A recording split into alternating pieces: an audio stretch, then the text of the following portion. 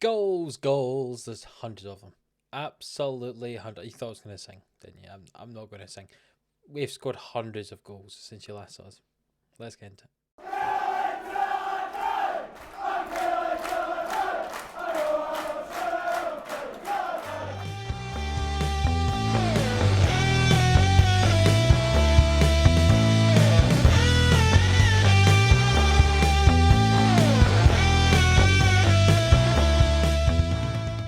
Yes, hello, welcome to 11 Sports. Here for the Killie boys on Football Manager 21. If you're new around here, do hit that subscribe button for more daily Football Manager content at 11 AM, Monday to Friday.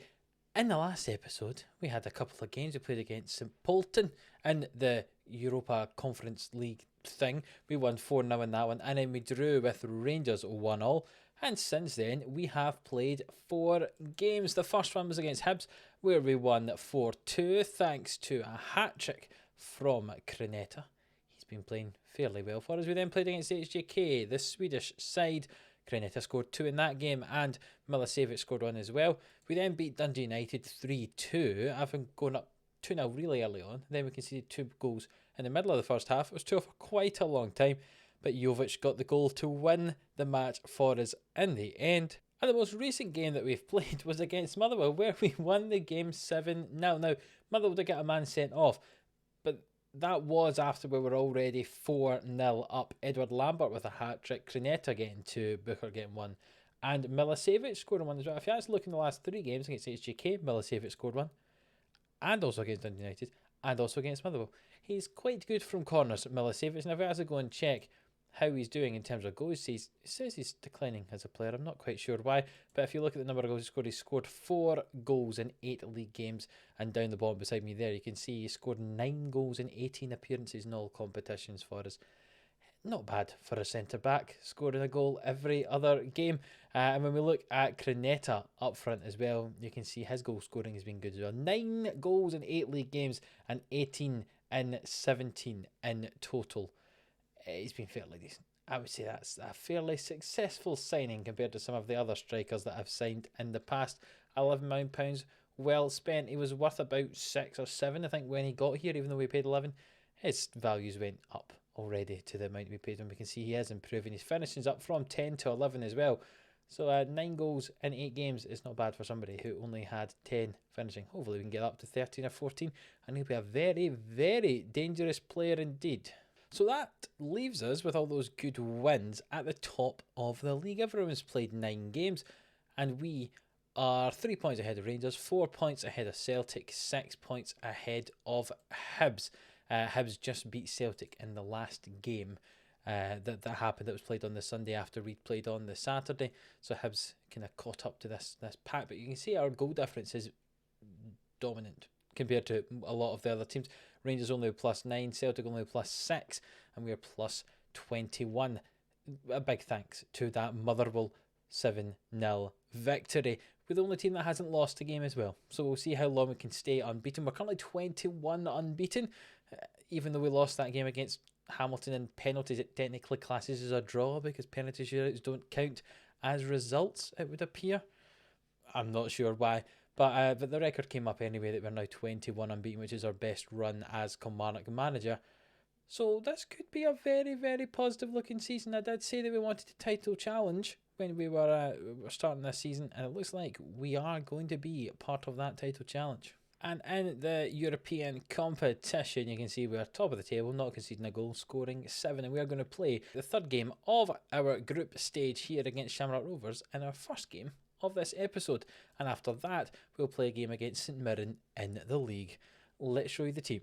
So we have an injury to Magallanes. He was injured in international duty, and he's out for between up to 4 weeks, but we've just come away from the international break, so there's only a couple of weeks left for that injury.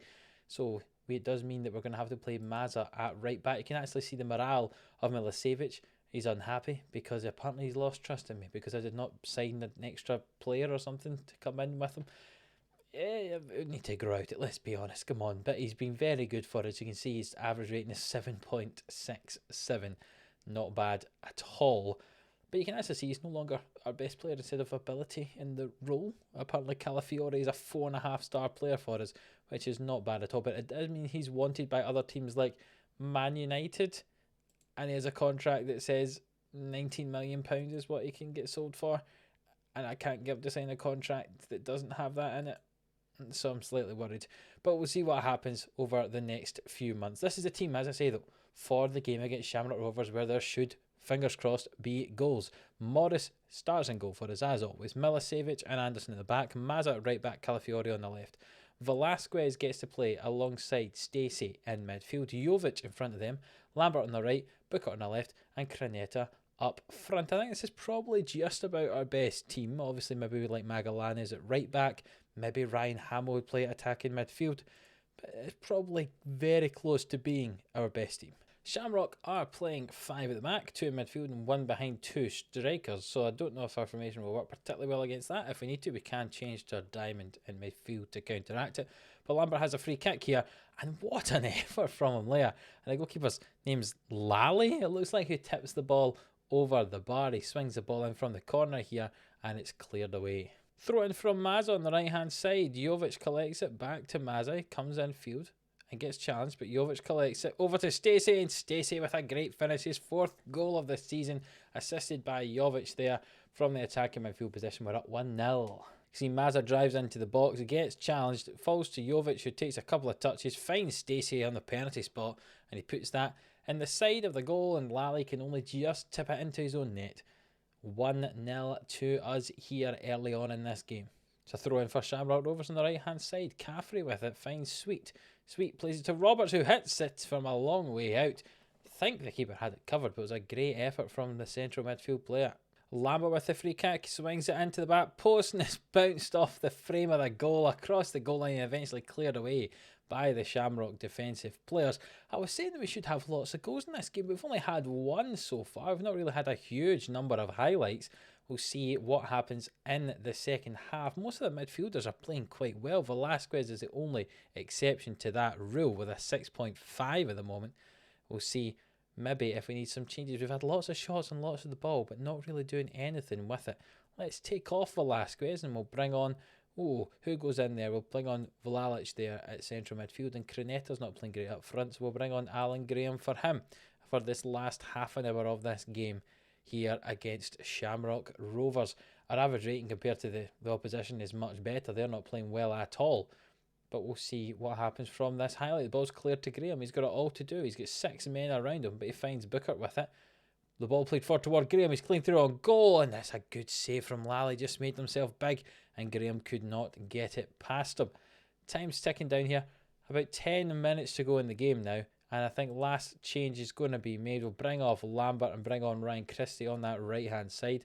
But it was a throw-in. Stacey has the ball here. The change not been made yet. Calafiori finds Jovic, and Jovic hits it, and what a strike, son. Daisy cutter right along the ground. But it was just a fantastic strike. So powerful, that shot, right into the bottom corner. And that's us up 2-0. You see Calafiori gets the ball, finds Jovic on the edge of the 18-yard box. He does a wee turn around and just hits that right along the ground. No height on that at all. Keeper struggled to get down to it. And 2-0 to come on. Yes, I'll proceed with the tactical changes, certainly. 4 minutes of added time, but I don't know if we're going to get any more highlights. We're not. And we win that game 2-0. That's our toughest game so far, it looks like, in this Conference League. But it's still a comfortable 2-0 victory, which puts us up in first place with a goal difference of 9. Still not conceding a goal yet in this competition. HJK did beat St Polton there 1-0 with a very, very late winner. So they're on 6 points, Shamrock on 3, and St Polton on none. So now in 3 days' time we play St Mirren in the league, who, if I remember rightly, aren't doing particularly well. No, they're not. 9 points from 9 games. We'll see if we can give them another defeat. Fingers crossed we can do that. We'll see for that game very soon. Right, so here we are back for the game against St Mirren, and we're just going to stay with the exact same team we played last time out, because why not? They did fairly well. They won the game. Let's see if they can win it again. Morris in goal, Milicevic and Anderson at the back in case you forgot. Mazza and Calafiori, Velasquez, Stacey, Jovic in the middle, Lambert on the right, Booker on the left, and Cranetta up front. Let's get into this and let's have another nice win And St Mirren are playing 4-4-2, and that's why we're playing the formation that we are. Remember, when they play their 3 in midfield, we play our diamond, but they're playing 4-4-2, so we don't have to worry about that and being overrun in the middle. So fingers crossed, them changing to 4-4-2 doesn't change our way we play, because normally when we play against them, we have to change it. I don't know exactly what it's like when they play 4 in midfield, and I'm just rambling on and saying words now because there is a highlight, and I didn't think I would still be talking at this point. Booker with the ball on the right hand side now, finds Jovic. No, he loses the ball. Kanu clears it, and it's 2-on-2 here. Hector Ingram gets past Darren Anderson at the back. Velasquez makes a challenge and gives away a penalty. Oh, ho, ho. Well, I could not have predicted we were going to do that. That's not ideal. Hector Ingram misses a penalty though. I was just about to say the word scores the penalty, but he didn't. He missed it wide left, which means somehow we're still 0-0 here. But Doyle Hayes comes away with the ball. Hector Ingram gets challenged by Calafiori, and Booker clears it towards Cronetta. And can he finish it himself? He gets a penalty himself. And we're going to change the penalty kick taker to Cronetta. I meant to do this permanently, but I keep forgetting to do it. And Cronetta's going to step up to take the penalty that he won. And can he finish this nicely? He can indeed in the top right hand corner. Cronetta gets his 19th goal of the season. Milovan Cronetta, a fantastic signing from Arsenal for us. And we're up 1-0 after 5 minutes. 2 penalties in 5 minutes in this game. That's a cracking finish from Cronetta. Much better than the one that St Mirren missed. And we're up 1-0. Half an hour played now. So St Mirren corner kick. And that was a great save from Morris. I don't think it was a save, and I think it just hit off the bar, but it was a great attempt at a save, I should say, from Morris. Not doing bad at all. And there's not been any highlights. You've seen all the highlights. There's been the 2 penalties and then that corner kick, and that was it. And the time's ticking down towards half time. I think I might have to do a wee change of something, because whatever's happening here is not working. So we're going to change to the diamond. Velasquez has got a yellow card, gave away the penalty, not playing that well, so he can come off. And Booker typically comes off, and we'd lose a winger because he can't play at attacking midfield. Lambert and Cronetta will be the 2 up front. Jovic in behind them. Vilalic and Hamill coming on to play midfield, with Stacey just behind them in the back 4 as it was. Let's confirm those changes. We're 1-1 now. Hopefully we can do better. I'm going to demand more from the entire team and see how they do. It's a corner kick. Jovic swings it in and it's headed away. Doyle Hayes flicks that on. Hamill intercepts it for us though. And what's he going to do with the ball? He finds Milicevic and Daniel Stacey, and Calafiori with it now. Plays it forward towards Cronetta, but Coleman collects that. It was just too heavy to reach our striker there, and Coleman launches that ball. Long ball forward. Maz intercepts it. Lambert flicks it towards Jovic, and Jovic into Vilalic. Stacey in that kind of holding midfield role. Deep line playmaker. Stacey finds Jovic. Jovic and Lambert into Hamill, and Stacey here again. He comes forward now. He spreads the ball out to Calafiori, who's on his own in this wing now, obviously. We're not playing with a winger. That's another penalty kick. And Cronetta is going to have the chance to score 2 penalties in this game. One by Calafiori. Cronetta comes up, steps up to take the penalty and puts it the opposite side, and it's saved by Coleman. If he just put it in the same place, it would have been a second penalty goal. And that's 2 missed penalties in this game. 1 for us and 1 from St Mirren. But we are still at 1-0, and we are playing very well, I must say, in this new formation. We are dominating the midfield, it looks like. And Stacey blitters that ball down the left-hand side to Jovic, who swings it in, and it's cleared away. I can't believe we missed that penalty kick, especially after it was such a great finish after the first one. Anderson takes a free kick there back to Morris, and Anderson gets it and he drives forward, finds Hamill. We've got overload in the middle. It's forward toward Cronetta. Can he get there? No, Coleman does. We've got 4 midfielders in the kind of central midfield position, and that kind of will overrun their 2 in there. Stacey with the ball into Lambert and Jovic. Through to Cronetta. Can he finish this time? No, he can't. Coleman's having an absolutely outstanding game in that St Mirren goal, and it's still just 1-0 to us here. Jovic swings it in and Milicevic heads it over the bar. This boy Coleman's doing absolutely outstanding work in that St Mirren goal, but surely if we keep knocking we will score. Stacey hits it from a long way out, and what a goal from Daniel Stacey in that defensive midfield row. He's not being marked on the edge of the box and he just hits it. Lambert plays it to Stacey, who hits it first time 20 odd yards out. What a goal. And that's Kilmarnock up 2-0. I'm amazed by that goal. We've got another chance for one here. Hamilton to Mazza. Stacey. Will he hit it again? No. Instead, he plays it over to Calafiore. And Calafiore goes past his man. He hits it, and that's us up 3-0. His second goal of the season for Calafiore. Who needs a winger when you've got someone like Calafiore playing at fullback? Outstanding from him. Stacey plays the ball out to the left-hand side. Calafiore not being marked. Eventually, the winger gets to him. Calafiore takes a couple of touches and hits that powerfully at the near post. Coleman gets a hand to it, but it only bounces off the inside of the post and into the goal. And we're up 3-0. The change of formation has made all the difference, and we're totally dominating this game. Calafiore throws the ball in. Crenetta collects it. Over to Hamill, back to Calafiore, who's in behind the fullback now. Will he swing this in? He does indeed toward Jovic, and it's intercepted, or blocked, I should say, by Offord. I think we'll make our last change of the game as well. Edward Lambert's played very well. We'll bring on Alan Graham to partner Crenetta up front. It's not often the two of them get to play together, so we'll see how they do in this game. Hill with the ball.